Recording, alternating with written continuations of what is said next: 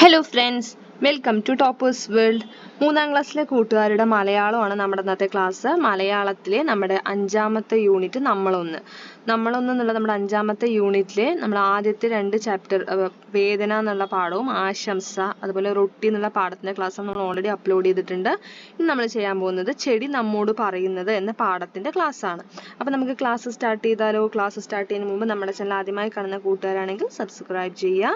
അപ്പോൾ നമ്മൾ ഇന്ന് എടുക്കാൻ പോകുന്ന ക്ലാസ് ചെടി നമ്മോട് പറയുന്നത് എന്ന പാഠഭാഗമാണ്.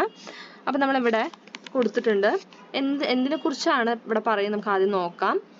നിലമ്പൂരിലെ ഗോത്ര വിഭാഗക്കാരായ ഏതാനും കുട്ടികൾ അവരുടെ ഭാഷയിൽ എഴുതിയ ഒരു രചനയും അത് മലയാളത്തിലേക്ക് മാറ്റി എഴുതിയതും താഴെ കൊടുത്തിരിക്കുന്നു, വായിക്കൂ. അപ്പൊ ഇത് ആരെഴുതിയതാണ്? നിലമ്പൂരിലെ ഗോത്ര വിഭാഗക്കാരായ കുട്ടികൾ എഴുതിയതാണ് അല്ലെ. അതായത് നിലമ്പൂരിലെ ആദിവാസി വിഭാഗമായ ചോലനായ്ക്കർ അവരുടെ മലയാള ഭാഷയിൽ എഴുതിയ രചനയാണ് നമുക്ക് പഠിക്കാനുള്ളത്. അതിനെ മലയാളത്തിലേക്ക് തർജ്ജമ ചെയ്തത്. അതുകൊണ്ട് തന്നെ അതൊരു വ്യക്തി എഴുതിയ രചനയല്ല, അതൊരു സംഘരചനയായിട്ടാണ് നമ്മൾ കാണേണ്ടത്. എന്തിനെ കുറിച്ചാണ് ഇവിടെ പറയുന്നത് നമുക്ക് ആദ്യം നോക്കാം. പ്രകൃതി, അതായത് വളരെ ലളിതമായ രചനയാണെങ്കിലും പ്രകൃതിയിലെ എല്ലാ വസ്തുക്കളും ഇവിടുത്തെ എല്ലാ ജീവജാലങ്ങൾക്കും അർഹതപ്പെട്ടതാണ് എന്നാണ് നമ്മുടെ ഈ പാഠഭാഗത്തിന്റെ ആശയം. ഓക്കെ, അപ്പൊ നമുക്ക് ക്ലാസ് സ്റ്റാർട്ട് ചെയ്താലോ? ആദ്യം നമുക്കിതൊന്ന് വായിച്ചു നോക്കാം. എന്താണ് ഇവിടെ എഴുതിയിരിക്കുന്നതെന്ന്. ഗൂസ് കൈനീട്ടത്, ചെടി സങ്കട ബന്ദ് എയ്തത്, ജേനുകുന്നി വരുതല്, നാന് എന്തേല് കേളും, പക്കി വരുതല്, നാന് എന്തേല് കേളും, ഗൂസ് ചെടിക്ക് ഒന്ന് മുന്ത് കൊണ്ടത്. ഇവിടെ നോക്കൂ, എന്താണ് ഇവിടെ പറയണത്? ഗൂസ് കൈനീട്ടത്. ഗൂസ് കൈനീട്ടെന്ന് വെച്ചാൽ എന്താ? അതിന് മലയാളത്തിലേക്ക് തർജ്ജമ ചെയ്തതാണ് ഇവിടെ അടുത്ത് കൊടുത്തിരിക്കുന്നത്. ഗൂസ് കൈനീട്ടെന്ന് വെച്ചാൽ കുട്ടി കൈ നീട്ടി എന്നാണ് അതിന്റെ അർത്ഥം. കൈക്ക് നോക്കൂ, കൈ എന്ന വാക്കിന് മാറ്റമൊന്നുമില്ല അല്ലെ. അപ്പൊ ഗൂസ് കൈ നീട്ടത് എന്ന് വെച്ചാൽ കുട്ടി കൈ നീട്ടി. ചെടി സങ്കട ബന്ദ്, ചെടിക്കും മാറ്റമൊന്നുമില്ല, ചെടി തന്നെയാണ് പറയണത്. ചെടി സങ്കട ബന്ദ് പറഞ്ഞ എന്താ? ചെടി സങ്കടപ്പെട്ടു. എയ്തെന്ന് വെച്ചാൽ എന്താ അർത്ഥം? എന്തേ, നമ്മൾ എന്തേന്ന് ചോദിക്കുന്നതാണ്. എങ്ങനെയാ അവർ ചോദിക്കുന്നത്? എയ്തത്. ജേനുകുന്നി വരുതൽ പറ, തേനീച്ചനെയാണ് ജേനുകുന്നി എന്ന് പറയുന്നത്. വരുതൽ എന്ന് വെച്ചാൽ വരുമ്പോൾ. അടുത്ത് നാന് എന്തേല് കേളും. നാന് എന്ന് വെച്ചാൽ എന്താ? ഞാൻ എന്തു പറയും എന്നതിനെയാണ് കേളും എന്ന് പറയുന്നത്. പക്കി വരുതൽ, പക്കി എന്ന് പറയുന്നത് എന്തിനെയാണ്? പക്കി എന്ന് പറയുന്നത് കുരുവിയെയാണ് പക്കി എന്ന് പറയുന്നത്. പക്കി വരുതല് എന്ന് വെച്ചാൽ എന്താ? പക്കി വരുതൽ എന്ന് വെച്ചാൽ കുരുവി വരുമ്പോൾ. ഞാൻ എന്തേല് കേളും, ഞാൻ എന്തു പറയും? ഗൂസ് ചെടിക്ക്, കുട്ടി ചെടിക്ക് ഒന്നു മുന്ത് കൊണ്ടത്. മുന്ത് എന്ന് വെച്ചാൽ നമ്മൾ പാഠം സ്റ്റാർട്ട് ചെയ്യുമ്പോൾ പറഞ്ഞിട്ടുണ്ടായിരുന്നു. മുന്ത് എന്ന് വെച്ചാൽ എന്താ? മുത്തം അല്ലെ. ഒന്ന് മുന്ത് കൊണ്ടതെന്ന് വെച്ചാൽ ഒരു മുത്തം കൊടുത്തു. കുട്ടി എന്ത് ചെയ്യാൻ വരികയാണ്?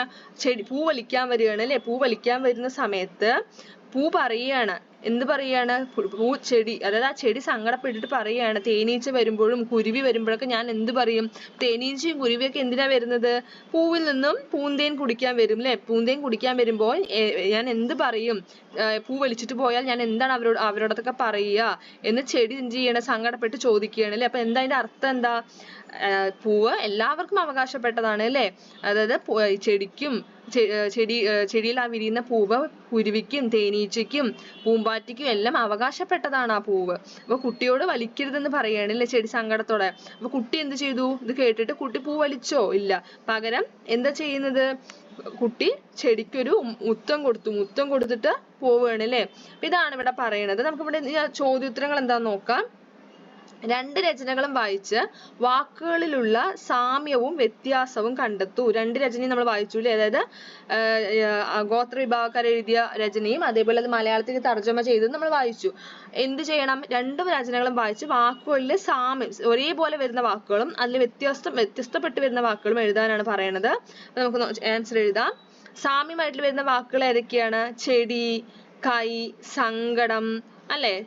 ചെടി, കൈ, സങ്കടം, നാന്, ഇതെല്ലാം എന്താണ്? ഒരേ ആശയം, ഒരേ വാക്കുകളാണ്. നാൻ എന്ന് പറയുമ്പോൾ നമ്മൾ ഞാൻ എന്ന വാക്കാണ് ഉദ്ദേശിക്കുന്നത്. വ്യത്യാസമുള്ളതായിരിക്കുക ഗൂസ് നീട്ടത്, ബന്ത്, എയ്ന്തത്, ജേനുകുന്നി, വരുതല്, എന്തോള്, കേളും, ബണ്ട്, പക്കി, മുന്ത്, കൊണ്ടത്, ഇതെല്ലാം എന്താണ് വ്യത്യസ്തപ്പെട്ട വാക്കുകളാണ് അല്ലെ. അടുത്ത ചോദ്യം, കുട്ടി കൈ നീട്ടിയത് എന്തിനായിരിക്കും? എന്തിനായിരിക്കും കുട്ടി കൈ നീട്ടിയിട്ടുണ്ടാവുക? തീർച്ചയായിട്ടും ചെടിയിലെ പൂ വലിക്കാനായിരിക്കും അല്ലെ. പൂ പറിക്കാൻ വേണ്ടിയായിരിക്കും കുട്ടി കൈ നീട്ടിയത്. ആർക്ക് അവകാശപ്പെട്ടതാണ് പൂക്കൾ അല്ലെ? ആർക്ക് അവകാശപ്പെട്ടതാണ്? മനുഷ്യർക്ക് മാത്രം അവകാശപ്പെട്ടതാണോ പൂക്കള്? അല്ല. എന്താണ് പൂക്കൾ ആർക്കൊക്കെ അവകാശപ്പെട്ടതാണ്? തേനീച്ചയ്ക്കും ചിത്രശലഭത്തിനും കുരുവിക്കും ഒക്കെ അവകാശപ്പെട്ടതാണ് പൂക്കള്. കുട്ടി ചെടിക്ക് മുത്തം കൊടുക്കാൻ കാരണം എന്ത്? ചെടി പൂന്തേൻ കൊടുത്തു എല്ലാവരെയും പരിപാലിക്കുന്നത് തിരിച്ചറിഞ്ഞപ്പോഴാണ് കുട്ടി ചെടിക്ക് മുത്തം കൊടുത്തത്. ഈ കവിതയിലെ ചെടി എന്തെല്ലാമാണ് നമ്മെ പഠിപ്പിക്കുന്നത്? ചെടി പൂന്തേൻ നൽകി എല്ലാവരെയും പരിപാലിക്കുന്നു. നമ്മുടെ ജീവിതം കൊണ്ട് മറ്റുള്ളവർക്ക് ഉപകാരം ഉണ്ടാവണമെന്ന് ചെടി നമ്മെ പഠിപ്പിക്കുന്നു. ഈ കവിതയ്ക്ക് തലക്കെട്ട് നൽകൂ. അടുത്ത ചോദ്യം എന്താണ്? ഹെഡിങ് കൊടുക്കാനാണ് അല്ലെ, ടൈറ്റിൽ കൊടുക്കാൻ. അതായത് നമ്മുടെ ഈ കവിതയ്ക്ക് എന്ത് ചെയ്യുക? ഒരു നല്ലൊരു ടൈറ്റിൽ കൊടുക്കാനാണ് പറയുന്നത്, തലക്കെട്ട് കൊടുക്കാനാണ് പറയുന്നത്. അപ്പൊ നമുക്ക് എന്ത് എഴുതാം? തലക്കെട്ടായിട്ട് എന്ത് എഴുതാൻ പറ്റും? ചെടിയും കുട്ടിയും എഴുതാം, അല്ലെങ്കിൽ എന്താ സ്നേഹത്തിൻ മുത്തം എന്ന് എഴുതാം, അല്ലെങ്കിൽ പൂന്തേന്ന് എഴുതാം അല്ലെ. അടുത്ത ചോദ്യം, ടീച്ചർ ഒരു ചെറു സിനിമ കാണിച്ചു തന്നല്ലോ, സ്വാതന്ത്ര്യത്തെ പറ്റി ഇപ്പോൾ നിങ്ങൾക്ക് കൂടുതലായി എന്തൊക്കെ പറയാൻ കഴിയും? അപ്പോൾ ക്ലാസ്സിൽ ടീച്ചർ ഒരു ചെറിയൊരു സിനിമ കാണിച്ചു തരും. അപ്പോൾ ആ സിനിമ കണ്ടതിന് ശേഷം സ്വാതന്ത്ര്യത്തെ പറ്റിയിട്ട് നിങ്ങൾക്ക് എന്തൊക്കെയാണ് കൂടുതലായിട്ട് മനസ്സിലാക്കാൻ കഴിഞ്ഞത് എന്നാണ് നമ്മളിവിടെ എന്ത് ചെയ്യേണ്ടത്? എഴുതി ചേർക്കേണ്ടത്. അടുത്ത ചോദ്യം നോക്കൂ, ചിത്രം നോക്കി എന്ത് ചെയ്യുക? ചിത്രം നോക്കൂ. പൂ പറിക്കാൻ ചെന്ന കുട്ടിയോട് ചെടി പറഞ്ഞതുപോലെ ചിത്രത്തിലെ ആനയ്ക്ക് നമ്മളോട് എന്തെല്ലാം പറയാനുണ്ടാവും? അപ്പോൾ പൂ പറിക്കാൻ പോയ ചെടി നമ്മളോട് പറഞ്ഞ പോലെ ഈ ചിത്രത്തിൽ കാണുന്ന ആന നമ്മളോട് എന്തൊക്കെയായിരിക്കും പറയുന്നുണ്ടാവുക? എന്താണ് ആനയെ ചെയ്യുന്നത്? ആനയ്ക്ക് ഭക്ഷണം കൊടുക്കുന്നതാണോ ചിത്രം? അല്ലാതെ ആനയെ ഉപദ്രവിക്കുകയാണ്, വടി വെച്ചിട്ട് തല്ലി ഉപദ്രവിക്കുന്ന ചിത്രമാണ്. അപ്പോൾ ഈ ആന എന്തൊക്കെയായിരിക്കും നമ്മളോട് പറയുക? എന്തൊക്കെയായിരിക്കും പറയാനുണ്ടാവുക? ഞാൻ ജനിച്ചത് കാട്ടിലാണ്, അവിടെ നിന്ന് കൊണ്ടുവന്ന് ചങ്ങലക്കിട്ടും തല്ലിയും മെരുക്കിയെടുത്തു. എന്നെ കൊണ്ട് ഓരോ പണികൾ ചെയ്യിപ്പിക്കും, ചങ്ങലക്കിട്ട് തല്ലി എന്നെ ഉപദ്രവിക്കും. നിങ്ങളെപ്പോലെ ഈ ഭൂമിയിൽ ജീവിക്കാൻ ഞങ്ങൾക്കും അവകാശമില്ലേ? സങ്കടമാണ് അല്ലേ? അതായത് ആനയെ ഉപദ്രവിക്കുന്ന കാര്യമായിരിക്കും ആന തീർച്ചയായിട്ടും പറയുക. അപ്പൊ ആനയ്ക്കും എന്തുണ്ട്? സ്വതന്ത്രമായിട്ട് കാട്ടിൽ ജീവിക്കുന്ന ആനയെ പിടിച്ചു കൊണ്ടുവന്ന് നാട്ടിൽ കൊണ്ടുവന്ന് ഉപദ്രവിക്കുകയാണ് ചെയ്യുന്നത് അല്ലെ. അപ്പൊ അതായിരിക്കും ഇവിടെ ആന പറഞ്ഞിട്ടുണ്ടാവുക. അപ്പൊ ഇത്രയുമാണ് നമ്മുടെ ഈ പാഠത്തിലെ ചോദ്യോത്തരങ്ങൾ. എല്ലാ കൂട്ടരും ക്ലാസ് ഇഷ്ടമായില്ലേ? നമ്മൾ 5ാമത്തെ യൂണിറ്റിലെ എല്ലാ പാഠഭാഗത്തെ ക്ലാസ്സുകളും നമ്മൾ അപ്ലോഡ് ചെയ്തിട്ടുണ്ട്. എല്ലാ ചാപ്റ്റേഴ്സിന്റെ ക്ലാസ്സുകളും കാണുക. ക്ലാസ് ഇഷ്ടമായാൽ തീർച്ചയായും ലൈക്ക് ചെയ്യുക, നിങ്ങളുടെ കൂട്ടുകാർക്ക് ഷെയർ ചെയ്യുക. നമ്മുടെ ചാനൽ ആദ്യമായി കാണുന്ന കൂട്ടുകാരാണെങ്കിൽ സബ്സ്ക്രൈബ് ചെയ്യുക. താങ്ക്